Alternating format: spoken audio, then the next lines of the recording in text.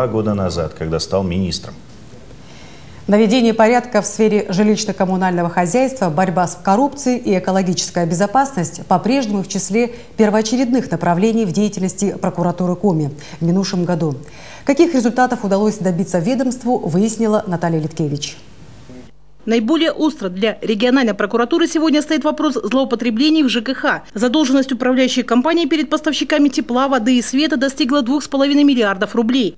Возбуждено 76 уголовных дел. Сумма похищена больше 200 миллионов.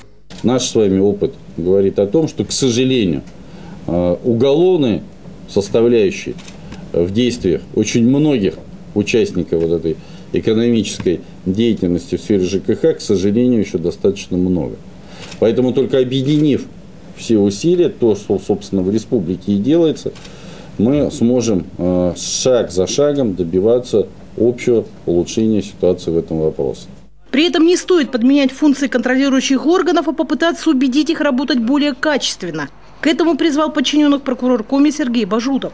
Ситуация, когда прокуроры муниципалитетов вместо представителей, например, Роспотребнадзора, лично обходят торговые точки в поисках незаконно продаваемого спиртного, выявляют многочисленные нарушения и при этом не применяет к нарушителям мер прокурорского реагирования, встречается все чаще, считает республиканский прокурор.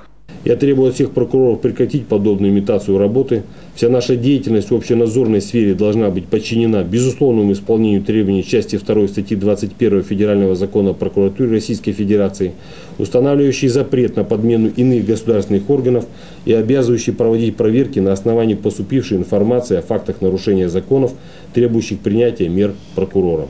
Заместитель полномочного представителя президента в Северо-Западном округе Юрий Шалимов продолжил. В подобной ситуации велика вероятность коррупционных проявлений. Если мы не видим, какие там происходят злоупотребления, почему сначала предписания пишутся такие громкие, жесткие, а потом вдруг резко все это нивелируется, значит, что-то происходит. Это не только происходит, что все сделали предприниматели, а происходит элементарное вымогательство, элементарные вопросы коррупции, о которых говорим.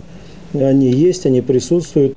Среди наиболее важных направлений – борьба с экстремизмом, профилактика преступности и контроль за экологической безопасностью в регионе. Впрочем, самым главным, по мнению участников коллегии, по-прежнему остается защита прав рядовых граждан, которые обращаются за помощью в надзорное ведомство. Наталья Литкевич, Игорь Данилов, телеканал Юрган.